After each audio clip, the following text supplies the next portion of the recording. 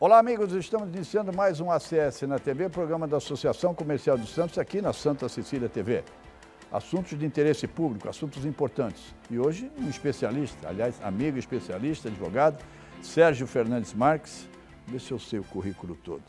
Professor universitário, advogado e advogado da nossa Associação Comercial. Faltou alguma coisa, Sérgio? Um abraço, ótimo. Muito obrigado pela presença. Muito obrigado pelo convite, obrigado pela ACS. E, de fato, esse último item do currículo hoje é um prazer enorme para mim poder fazer parte desse seleto grupo, né, que compõe a associação, a diretoria executiva da associação, e eu convidado pela diretoria para assumir esse cargo de diretor jurídico. É para mim uma enorme honra e um prazer. É verdade. Aliás, já que você puxou, me deu gancho, eu disse recentemente, o bom entrevistado sempre dá gancho, dá margem a questões, a perguntas.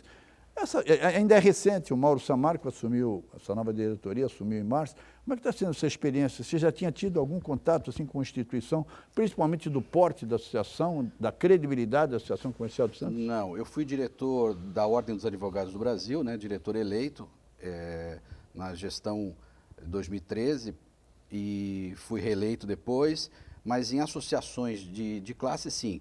Mas nessas em corporações assim associativas de comércio, nunca tive essa experiência, é a primeira vez. Está sendo agradável? Está com muito problema? Não, né? Eu não lhe perturbo muito, né? Não, problema nenhum. O aprendizado é muito maior que os problemas. É verdade, é verdade. Muito maior. É verdade. E quando a gente aprende, é extremamente positivo, né? Assim, porque a gente se depara lá com coisas que de fato eu não conhecia, né? Porque é uma gestão diferente, gestão muito específica. Então, contratos que eu já vi de abril para cá, né? Então a gente de fato passa a interagir com problemas e questões que a gente não tinha contato. Isso faz a gente correr atrás e aprender, é sempre muito importante. É verdade. Aliás, eu quero fazer uma parte, você dá aula, eu dou aula também, e eu costumo dizer que quando as pessoas me corrigem, eu agradeço. É verdade. Nem sempre as pessoas têm humildade. Eu faço isso, eu recebo um e-mail, viu, Sérgio? E se eu percebo um erro grave de português, eu retorno para a pessoa confidencialmente. Diz, olha, tem gente que aceita, tem gente que não aceita, tem gente que se ofende. Eu digo, olha, meu objetivo foi construtivo, meu objetivo foi colaborar com você. Imagine você me mandando uma proposta, uma mensagem, o impacto que me causa um erro grave de ortografia, de português. Eu acho, a crítica é sempre adequada à correção, sobretudo quando ela vem de modo bastante respeitoso, e construtivo, privado. Construtivo. Né? A crítica pública, ela sempre pode gerar algum transtorno, algum inconveniente, mas essa crítica da qual você fez referência, crítica privada, crítica construtiva, apenas para o destinatário dela, essa é maravilhosa, né? Porque a gente refaz. E por justiça, a maioria das pessoas aceita, alguns é que não aceitam. Bom, eu vi recentemente uma entrevista até, você me mandou o link, e eu depois retornei elogiando, uma entrevista que você deu ao AB, não é isso? Exatamente. E eu fiquei perplexo, estarrecido com os números de processos. Eu não me lembro bem, você falou em 100 milhões, gostaria que você falasse um pouco isso, já no contexto do Poder Judiciário brasileiro, cuja imagem não é a mais positiva, com certeza. É uma tempestade perfeita, né? A gente soma o espírito do brasileiro latino de judicializar, de brigar, né? Essa vontade de ir buscar os seus direitos é o primeiro problema. O segundo problema é a falta de mecanismos alternativos que existem na lei, mas não são popularizados, como mediação, conciliação, arbitragem. Já vamos falar sobre isso. Então nós desaguamos, as lides todas, os conflitos todos, as crises sociais todas desaguam no judiciário, resultando, portanto, num número assustador. O Tribunal de Justiça, recentemente conversando com o professor Ivan Sartori, que até pouco tempo integrava o Tribunal de Justiça, foi presidente do Tribunal de Justiça, os números são de aproximadamente 16 milhões de processos judiciais. Só no TJSP. Só no TJ de São Paulo. O que o torna o maior tribunal do mundo, porque nem na China, por razões óbvias, isso não acontece. Então, nós temos o maior tribunal. O STF, onde deveriam desaguar apenas questões muito relevantes, né? Questões que afligissem toda a sociedade, ele recebe mais de 90 mil recursos. Se a gente fizer um comparativo com as cortes superiores dos países mais adiantados... Aliás, você fez, nessa entrevista da OAB, você fez uma comparação com a Suprema Corte Americana. Exatamente. Né? A Suprema Corte Americana, ela de fato julga perto de 100 processos por ano. 100? 100. A nossa recebe 100 mil recursos. E aí a brincadeira que eu fiz nessa reportagem que você falou, é que não se faz justiça com 16 milhões de processos. Não dá, porque a gente fica entre dar uma celeridade obrigatória, resolver as questões num tempo razoável e fazer bem feito. E é impossível essas duas coisas. Então, essa judicialização extrema, ela só seria interrompida com esses mecanismos alternativos. Conciliação efetiva, não é essa que tem no fórum, infelizmente. Conciliadores que fossem remunerados, preparados, tribunais de arbitrais, que a associação, inclusive, detém essa titularidade, que de fato fossem mais popularizados, mais acessíveis à população. Isso reduziria muito esse número de processos judiciais. Agora, a questão, vou chamar grosso modo, por favor, dessas 4 instâncias. Nós já tivemos uma discussão, uma polêmica, nem fale, que foi além do território nacional, que é a questão da segunda instância. Mas dessas 4 instâncias, primeira instância, tribunal, STJ e STF, esse é um dos problemas ou não? E eu não digo só no aspecto criminal, Sérgio, por também favor. do cível, né? No cível. Esse foi um problema detectado já há muito tempo, inclusive por um santista, né? Não de nascimento, mas de coração, que é o ministro Peluso. Ele fez há alguns anos uma proposta de emenda constitucional que chamava PEC dos recursos. A tentativa era diminuir a abrangência de recursos. Nós temos, de fato, uma quantidade de recursos razoável. Embargos infringentes, embargos, declaração. São 8. Existe até, com todo respeito, os auriculares. Embargos auriculares, está vendo? Esses são importantíssimos. Então, essa quantidade de recursos, de fato, possibilita essa multiplicidade de instâncias. De uns tempos para cá, a gente tentou organizar e botar o Supremo e o STJ, de fato, como tribunais muito excepcionais. Ou seja, ordinariamente, os processos não devem chegar nesses tribunais. Então, nós criamos como se fossem filtros que impedem que os recursos cheguem de modo muito comum até esses tribunais. O mecanismo da repercussão geral, que é uma coisa bem específica. Então, nós temos uma quantidade hoje menor de processos chegando nessas instâncias. Agora, você é favorável, por exemplo, à questão da segunda instância? Porque você veja, eu falei aqui, sem o conhecimento que você tem, dos embargos infringentes, embargos de declaração, você vai ao STJ. Hoje de manhã, o STF foi instado, provocado pelo Congresso a se pronunciar, a decidir sobre a possibilidade de reeleição ou não dos presidentes da Câmara e do Senado. Está claro na Constituição, e o senador disse hoje na entrevista logo cedo, que está claro na Constituição que é vedado na mesma legislatura a reeleição. No entanto, isso vai ao Judiciário. Eu acho que é uma crítica talvez um pouco indevida ao STF, dizendo que ele julga tudo. Mas ele é provocado. Mas ele não sai de ofício determinando. Sim. Então, diante de uma lide que lhe é posta, ele não tem outra solução. A não ser julgar. A não ser julgar. Na verdade, ninguém se incomoda muito quando ele diz. Se incomoda com o que ele diz. Porque se ele dissesse exatamente o que eu quero, ninguém criticaria. Não, o problema é que, às vezes, ele diz e, ao dizer, se manifesta de uma forma que não é aquela que se imaginava. E, nesse instante, então, vem essa crítica. Ele é inerte, ele só se movimenta a partir de uma ação. A hora que vem a ação, ele tem que responder. Minha mãe, que você conheceu, sempre dizia, o Poder Judiciário ele é provocado. Ele age, em tese, mediante provocação. Isso. Ou seja, no ato em que se você o procura, se você interpõe uma ação, ele tem que se manifestar sem dúvida alguma. De acesso à Mas justiça. Depois acusam, olha, o STF está interferindo no Congresso Nacional. São os próprios parlamentares que deram entrada hoje.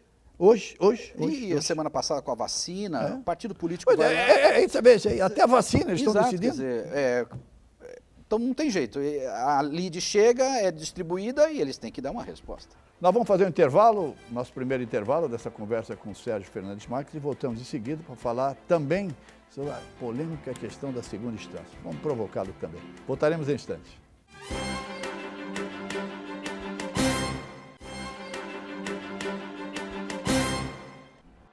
Olá, amigos. Voltamos com o nosso ACS na TV. Entrevistado de hoje, amigo, advogado Sérgio Fernandes Marques, advogado da Associação Comercial, professor, enfim, currículo, uma pessoa muito conhecida em Santos. Eu deixei como gancho para esse início do segundo bloco a questão da segunda instância, que causou uma grande polêmica, uma polêmica incrível.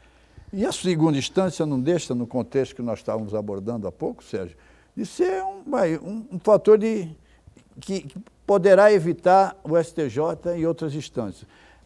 Afinal, Agora terminava em segunda instância, agora não tem que esperar transitar em julgado lá em cima.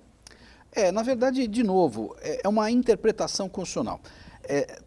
Lendo a Constituição, você pode chegar às duas conclusões possíveis, né? Eu não sou criminalista, mas gosto de ler essa história toda. A Constituição diz que ninguém será considerado culpado senão após sentença transitada em julgado. O problema a prisão necessariamente não é fruto de uma culpa consolidada. Então eu posso imaginar que, embora alguém não seja absolutamente culpado, já é possível prendê-lo. E aí usam aquele argumento que a prisão provisória, ninguém é culpado ainda, mas está preso, a prisão preventiva também. Então me parece que o que incomoda nem é tanto uma posição, é a mudança temporária de posições. Quer dizer, antes podia prender em segunda instância, a partir de determinado instante não pode mais, depois volta a não poder e fica parecendo sempre casuístico, né? Fica parecendo que essas mudanças são para favorecer determinadas pessoas. Então, acho que o que incomoda mais não é que o Supremo tenha uma posição, porque aí eu posso dizer se é certo ou se é errado, mas é ele dizer de vez em quando de um jeito e logo em seguida dizer de outro. Mas me parece que nós não podemos abandonar uma visão moderna, atual, que é o anseio da sociedade em fazer com que as coisas, do ponto de vista criminal, se resolvam de um jeito mais célere. Me parece que a sociedade, que não é letrada nas questões jurídicas, não está se incomodando muito com interpretações. Ela quer que se olhe a questão real da sociedade, que não suporta mais ver alguém, durante 15, 20 anos, não acontecer nada com essa pessoa e depois prescrever. E isso tem que ser levado em conta, ainda que eu sei que é alguma coisa fora do direito, mas o direito precisa, de certa forma, olhar essas questões. Seria um momento de uma grande reforma constitucional, Sérgio, na sua opinião, por sua experiência também? Eu acho não sei se chegaríamos a uma constituinte, ou de uma grande reforma constitucional? Esse nome reforma é, para mim, um horror.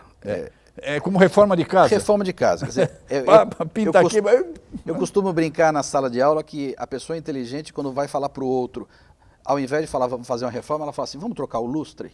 E na semana que vem fala, mas o sofá não ficou bom com o lustre. Vamos trocar o sofá?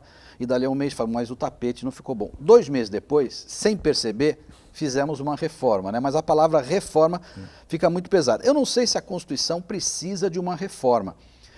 Há muitos críticos que dizem que a Constituição é exageradamente formuladora de direitos, portanto, direitos sociais em amplitude, direitos trabalhistas. Eu não sei se isso é exatamente. O que me parece, do ponto de vista fiscal, é que a Constituição, de fato, deu uma série de obrigações que geram custos e talvez as receitas tributárias não sejam suficientes para essa quantidade de serviços. Serviço universal de saúde, serviço universal de educação, vários deveres estatais sem, eventualmente, a contrapartida financeira. Então, talvez a gente precisa ajustar do ponto de vista fiscal e não exatamente mudar a Constituição. Você dá aula, professor também, eu também, mas está um pouco nesse campo universitário, que é um campo riquíssimo, né? Você dá aula de processo civil e também na área tributária. Exatamente. Né? Fala um pouco da área tributária. O brasileiro sonha com a reforma tributária. Na semana passada, o Rodrigo Maia, presidente da Câmara dos Deputados, disse que a reforma será votada esse ano. Para eleger, é lógico que não há nem tempo hábil, até em função da pandemia. Me contextualiza a questão tributária no Brasil, que é alvo de tanta crítica e é alvo de tanto anseio da população. Olha, nós tivemos uma reforma tributária com a Constituição de 88. Quer dizer, a Constituição de 88 foi um marco, uma mudança tributária grande. Constituição Cidadã. A Constituição Cidadã, ela de fato fez uma reforma, mudou competências tributárias, criou tributos. Então, de fato, desde que eu me formei em 91, eu trabalhei em Brasília. Aqui? Me formei na Católica em 91. Aqui em Santos? Aqui em Santos. Na famosa Casa Amarela? Na famosa Casa Amarela. E fui trabalhar em Brasília num grande escritório de advocacia tributária. Então, já com 22 anos, eu me mudei para Brasília para trabalhar lá. Exatamente em 92, eu fazia visitas eventuais ao Congresso para assistir à Comissão de Reforma Tributária, professor Ari Oswaldo Matos Filho, um dos grandes tributaristas brasileiros. Em 92, ou seja, nós estamos fazendo aí 30 anos de reforma tributária discutida. Me parece que isso não vai acontecer. Reforma tributária como se fosse uma apaga tudo e começa de novo, me parece muito difícil e talvez até desnecessário. Os projetos que estão mais próximos de chegar a julgamento, de chegar à votação no Senado, eles são propostas interessantes, com ajustes aqui e ali necessários, mas que aos poucos vão reformulando. Então eu acho que o que está mais próximo de acontecer são alterações pontuais. Por exemplo, a unificação dos 3 impostos de consumo, que são o IPI no plano industrial, o ICMS no plano comercial e o de serviço no plano de prestação de serviço. A unificação desses impostos num grande imposto de consumo, ou o nome que eles deram é Imposto sobre Bens e Serviços, esse me parece ser o mais atraente. As outras mudanças são muito pontuais, mexe numa COFINS, mexe no PIS, que não é o anseio popular. Ninguém luta por reforma para mexer no PIS, o povo nem sabe o que é PIS. Então, as reformas... Está preocupado nesse caso com o imposto de renda, né? Com a alíquota do imposto de renda. Né? E para nos ajudar o imposto de renda, não precisaríamos fazer reforma nenhuma. Bastaria que fizesse o que o Sindifisco há 30 anos pede, que as bases de cálculo sejam atualizadas pela correção monetária. Ou seja, nós temos um problema seríssimo de imposto de renda da pessoa física, esse sim que atinge a população imediatamente, que é, ano após ano, as tabelas do imposto de renda são mantidas. E não sofre atualização há quanto tempo? Há muito tempo. E o presidente Bolsonaro prometeu. Prometeu. O Sindifisco calcula que estejamos já perto de 100% de defasagem, ou seja, a primeira faixa, que são os isentos, nós teríamos que duplicá-la. Né? Então, nós teríamos um grupo muito maior de pessoas isentas. Isso mexe com a capacidade contributiva. As pessoas se sentem, de certa forma, invadidas pelo Estado, porque elas, de fato, não tiveram aumento salarial, mas elas mudam de faixa, de modo superficial, irreal. Né? Então, eu acho que se a gente focasse no imposto de renda da grande massa da população... Sim. A repercussão seria fantástica. Seria fantástica. Já seria uma iniciativa muito positiva. Eu quero entrar depois, em seguida, que você especifique um pouco mais da questão do ISS, que nós abordamos antes de começar o programa, mas eu vou lhe colocar só um aspecto, me permita, telespectador, um aspecto pessoal, para você ver a injustiça a que ponto chega. Tenho uma filha, que tem um grande orgulho dela, se formou em Business e Legal Studies, está nos Estados Unidos há 5 anos, e agora iniciou o curso de Law, Direito, né? Foi convidado por 2 universidades, iniciou o curso em Chicago. Preciso dizer o preço do dólar, né? Nem fala. Aí vem a hora do imposto de renda. Não vale aqui dizer quanto eu gasto, que sacrifício eu faço para mantê-la lá e continuarei fazendo, se Deus quiser, quanto Deus me der força. Sabe quanto eu posso abater de manutenção de estudante? Está aqui o nosso amigo José Eduardo Lopes, está trabalhando conosco a partir de hoje, R$2.000. Não dá. R$2.000 é quanto eu posso abater no imposto de renda. Você acha isso justo, Sérgio? E pode Sérgio, ser pior. R$2.000. Exato. As deduções são... As únicas deduções mais realistas são as de médico, né? As despesas de instrução são pífias demais. Quer dizer, e é uma coisa contraditória. O Estado nos é devedor de ensino público, nós não temos ensino público suficiente, temos que recorrer à iniciativa privada, mas ele não sequer nos dá a contrapartida de deduzir integralmente a despesa que nós temos na iniciativa privada, que a rigor deveria ser dele na escola pública. Sim. Então, isso é uma defasagem absurda. Provavelmente, num curso superior, não dá uma mensalidade. Não dá uma mensalidade. Então, nós temos E a notícia ruim é que o Paulo Guedes já deu a indicativa de que pretende eliminar as deduções por completo. Ele pretende mexer na base, mas eliminar por completo as deduções. Ou seja, todos? A expectativa dele é que uma reforma do imposto de renda elimine deduções, melhore a carga, portanto, dê um ajuste melhor na carga, mas elimine as deduções. Mas é triste, né, Sérgio? É triste. Você trabalhar, se sacrificar, é manutenção de estudante, tudo feito oficialmente, por intermédio do Banco Central. Na hora de você declarar, uma dedução é de R$2.000. R$2.000 não paga a taxa de embarque para ir voltar. Nós vamos fazer outro intervalo. Desculpe eu colocar a questão pessoal, mas entramos aí na questão tributária e eu queria participar isso para o público e principalmente ouvir a sua opinião. Infelizmente é uma injustiça muito grande. Nós vamos fazer o segundo e último intervalo e voltaremos no terceiro bloco. Quero falar um pouco mais de ISS e falar um pouco da nossa Câmara de Mediação e Arbitragem. Perfeito. Não só a nossa, mas a mediação e a arbitragem no país. Voltaremos em instantes.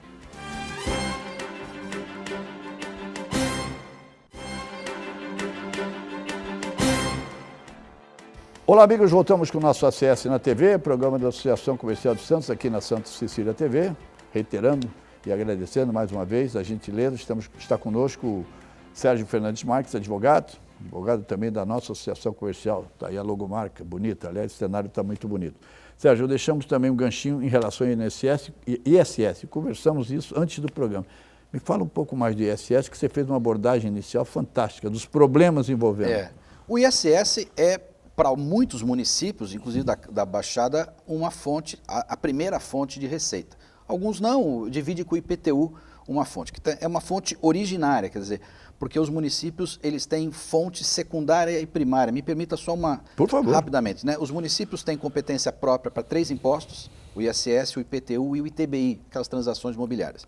Mas ele também tem remessas tributárias, portanto, os estados remetem para os municípios parte do ICMS dos fatos ocorridos naquele município e também recebe parte do imposto de renda, do IPI. Então, o município vive com as suas receitas próprias e receitas oriundas dos estados e dos municípios e da União.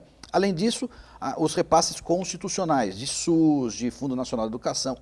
Então, o município tem uma carga tributária, ele tem um cofre tributário, um cofre de receitas limitado. O ISS, portanto, é importantíssimo para os municípios. Essa reforma tributária que se propõe lá, ela, de certa forma, ela tira dos municípios essa competência do ISS, já que cria esse IBS, esse imposto federal, que será dividido entre os municípios. E aí os municípios já começam a ficar um pouco ansiosos em relação a essa divisão. Então, os municípios certamente estão se reunindo em conversações junto com deputados e senadores na perspectiva de tentar resolver essa aflição gerada pelo ISS. Eles têm, além desse problema, um problema estrutural do ISS, que é, quando o ISS foi formatado, ele foi formatado por uma lei federal, de modo que aos municípios cabe, basicamente, cobrar. Eles têm muito pouca alternativa de manejo nas coisas do ISS. Eles podem mexer basicamente em alíquota. Como foi feito. Como foi feito. Então, que foi de Santos de 3 para 5, não é isso? Isso, o mínimo é de 2, a lei estabelece entre 2 e 5 o limite das alíquotas. O que cria uma guerrazinha fiscal, porque um município diminui a alíquota para fazer com que certo serviço venha para o seu município, o outro município, então, em contrapartida, diminui a alíquota de outro, e no final os municípios vão empobrecendo todos. Porque a guerra fiscal burra é a guerra fiscal que faz com que os tributos se diminuam e todos, no final das contas, vão morrer abraçados e pobres, né? O município deveria trazer para dentro do seu território empresas em razão da infraestrutura que disponha e não da baixa carga tributária, né? Quer dizer, uma empresa deveria escolher o município para ser o seu domicílio pela quantidade de infraestrutura, de serviços, de população com potencial econômico, mas no final das contas o que a gente vê é que empresas, sobretudo médias e pequenas, escolhem cidades porque vão pagar menos. Sim, é a chamada guerra fiscal. E todos vão empobrecendo, porque então eu diminuo, o outro diminui. Os municípios, então, têm as mãos amarradas em relação ao ISS. O que pode acontecer é piorar ainda se houver um mecanismo de cobrança única em nível federal e distribuição. O Simples Nacional já deu, de certa forma, esse aspecto, porque o ISS está incluído, é um dos impostos incluídos. E esse sistema gestor do Simples é que divide esse chamado Simples entre os municípios. Então, os municípios são o primo pobre. Você tem uma ideia, Márcio, me permita? Por favor. A carga tributária no Brasil é dividida mais ou menos da seguinte forma, por volta de 70 e poucos por cento em impostos federais. 20% em impostos estaduais. E os municípios ficam perto de 10%, até menos. É por isso que se diz normalmente os prefeitos sempre de pires na mão. Sempre de pires na mão. E é uma contradição porque o povo vive na cidade. Na cidade, né? Na cidade. A gente está muito preocupado com o posto de saúde, com a rua asfaltada, com a iluminação. E os municípios têm uma baixíssima carga própria de impostos e ficam a depender das remessas que a Constituição até determina, mas às vezes há atrasos, compensações, é muito chato para o município, realmente é uma vida muito dura.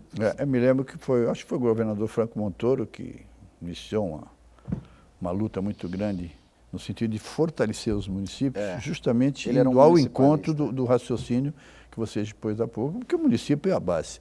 Nosso tempo está terminando, mas eu tenho 2 questões importantes, quero deixar por fim a Câmara de Arbitragem, mas não quero perder essa oportunidade nesse contexto ainda tributário.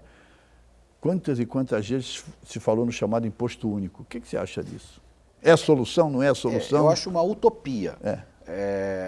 Ele revigorou-se agora sob a perspectiva de ser um imposto sobre transações eletrônicas. Então ele nasceu de um jeito e ele, de fato, eu digo utopia porque a ideia é muito boa, mas a população encontraria mecanismos para fugir dessa visualização que o poder público teria. Então eu acho que ele é inviável economicamente e fiscalmente inviável. Mas agora ele vem à tona como uma possibilidade de ser um imposto sobre transações eletrônicas. E também me preocupa porque, no final das contas, todas as transações hoje são eletrônicas, né? Porque, então, e já há impostos suficientes. Eu acho que a ideia de criar mais coisas tributárias é nefasta. Na vinda para cá, estava conversando com o Eduardo Lopes justamente sobre isso, a questão das transações eletrônicas. Se hoje, na verdade, não vai mais ao banco. Não tem, né? É tudo pelo aplicativo, é tudo pelo iPhone, é tudo pelo telefone. Você E as transações já são tributadas na base. Quer dizer, se eu compro um carro e a transação eletrônica, já há impostos sobre a venda do carro. Quer dizer, eu não preciso tributar nada que seja além daquilo que já está sendo tributado. Estão me avisando que está acabando, mas não, segura um pouco, porque hoje nós estamos tendo uma aula de direito aqui. Câmara de Conciliação, Mediação e Arbitragem foi criada na Associação Comercial, ainda na gestão do Roberto Santini, consolidada a partir da chegada do Mauro também, com a sua participação. Em função do quadro caótico do judiciário, é uma solução positiva, extremamente positiva, mas pouco habitual ainda, né, Sérgio? A lei é antiga, né? Você vê que a lei que criou a arbitragem é antiga, os mecanismos de conciliação e mediação embutidos no Poder Judiciário não são bons, então nós teríamos que ter essa atuação do setor não estatal. E tem mecanismo para isso. A lei é boa, ela concede ao árbitro a decisão arbitral força de lei. Não cabe recurso? Não cabe recurso, quer dizer, é executável como um cheque, uma sentença comum. O que falta mesmo é a credibilidade, é fazer com que a população acredite no potencial da arbitragem. O tribunal arbitral é, de fato, uma solução bastante interessante de conflito, hoje muito restrita às grandes empresas, que colocam nos seus contratos a cláusula para fugir da justiça. É um trabalho que a associação está fazendo no sentido de sugerir, de orientar as nossas empresas, que nós somos uma instituição empresarial, que coloque nos seus contratos a possibilidade, se houver um eventual conflito, de uma mediação ou conciliação. Porque a colocação dessa cláusula arbitral nos contratos, ela afasta o Poder Judiciário.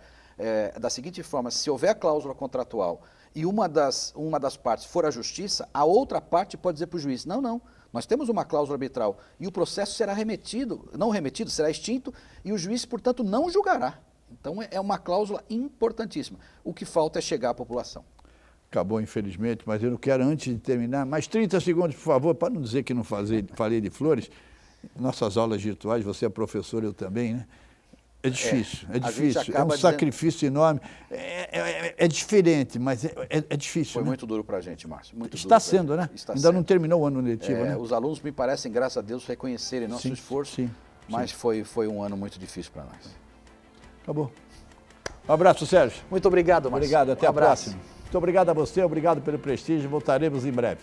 Um abraço e seja feliz.